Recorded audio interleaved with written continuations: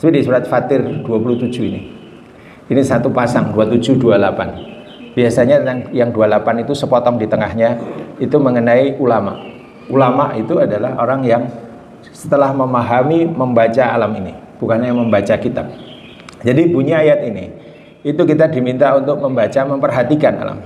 Alam taro annallaha anzala minas samaa'i ma'an fa akhrajna bihi thamarati mukhtalifan alwanuha wa minal jibali judatun biddu wa khumrum mukhtalifun alwanuha wa gharabibun sud. Apa di situ kita diminta? Itu diminta untuk memperhatikan, ya. Memperhatikan itu di sini bukan cuma melihat gitu aja, tapi bisa melihat maknanya dan kemudian memahami. Dan memahami penciptaan ini adalah sesuatu yang luar biasa. Saya tadi sebutkan kalau kita melihat suatu benda, tidak mungkin benda itu ada dengan sendirinya.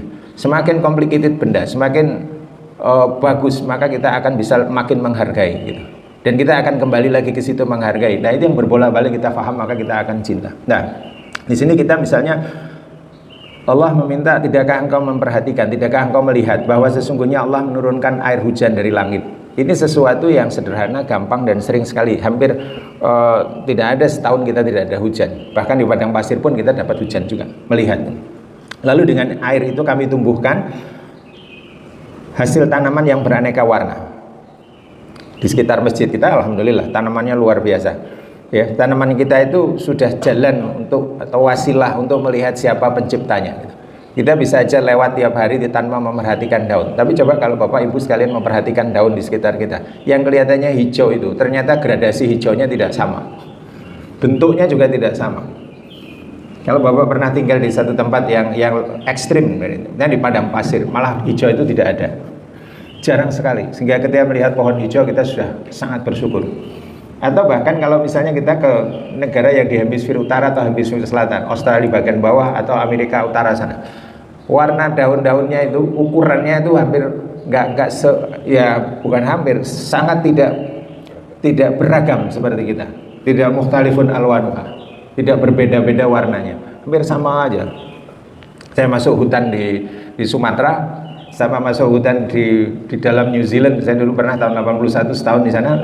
Masuk hutan itu, hutannya ya hutan pinus atau daun-daunnya apa gitu. Saya bilang kok nggak terlalu serem gitu Pak. Kalau kita masuk hutan Sumatera itu kayunya aja udah segede sekamar gitu, berapa meter tingginya dan sebagainya. Nah, kita diberikan seperti itu, mukhtalifun alwan, banyak sekali. Kita diminta untuk memperhatikan yang luar biasa. Lalu batu-batuan, gunung berlapis-lapis batuan warnanya.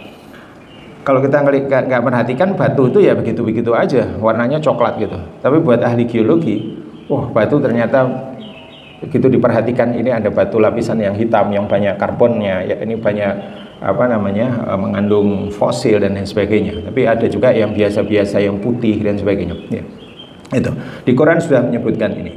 Gunung yang bergaris-garis, ada yang putih, ada yang gradasi merah, kemudian yang hitam pekat gitu. Dan disebutkan di sini berwarna-warni. Kadang-kadang kita baru menyadari seperti kalau kita pergi ke Cina, misalnya ke Xi'an, yang Cina warna-warni betul gitu. Tapi sebetulnya nggak usah jauh-jauh, di sekitar kita ini gunung juga berwarna-warni sebetulnya. Nah, itulah, ini kita diminta dalam Al-Quran gitu ya. Selain Al-Quran tadi memberikan hint tentang fenomena-fenomena alam, banyak sekali dalam Al-Quran. Kita pada intinya adalah barang-barang itu tadi, itu hanya wasilah saja, hanya jalan bagi kita untuk mengenal yang ada di belakang itu. Nah, ini Quran bukan kitab sains, kok banyak isinya ada tentang daun, tentang batu, tentang macam-macam gitu.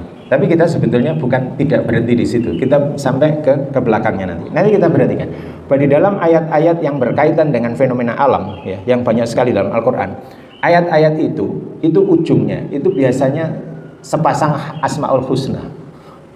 Jadi nama-nama yang 99 ya, para ulama ada menyebutkan sampai 2000 asmaul husna. Ayat-ayat asmaul husna, nama-nama dengan sifat itu akan lebih gampang kita pahami ketika kita melihat bendanya. Benda apa? Bukan melihat Allahnya. Allah memberikan sifat lalu hasilnya itu. Ya, hasil ciptaannya itu. Kalau kita melihat hasil ciptaannya, maka kita akan melihat sifat dari orang-orang dari yang penciptanya. Dari HP ya lah dulu. Misalnya HP waktu itu Cina masih murahan, masih gampang rusak. Sekarang Cina lebih canggih gitu ya. Kita sudah melihat, berarti di belakang itu ada kemajuan teknologi yang luar biasa. Ada saintis-saintis, ada engineer-engineer yang hebat. Ya. Ternyata kayak sekarang orang sudah bilang, itu mobil BYD ya. BYD itu kenapa banyak sekali sekarang? Ternyata bikinnya udah pakai robot. Dan separuh dari karyawannya, berapa? 50.000 pegawai BYD itu adalah saintis. Gitu. Jadi ini pabrik model baru gitu. Kalau dulu itu kan yang saintis cuma sedikit sekali, kemudian isinya di belakang itu adalah yang mengerjakan masang skrup dan lain sebagainya itu adalah teknisi-teknisi. Sekarang kebalikan. Mobil sudah keluar hampir sempurna, bagus, cepat sekali karena di balik itu ada yang pintar-pintar sekali. Nah, sekarang kalau kita perhatikan alam itu, ya kita tidak dilihat produk, tetapi hasil ciptaan yang sangat sekali dekat sekali, hujan. Kalau kita hujan ya hujan, hujan. Gitu.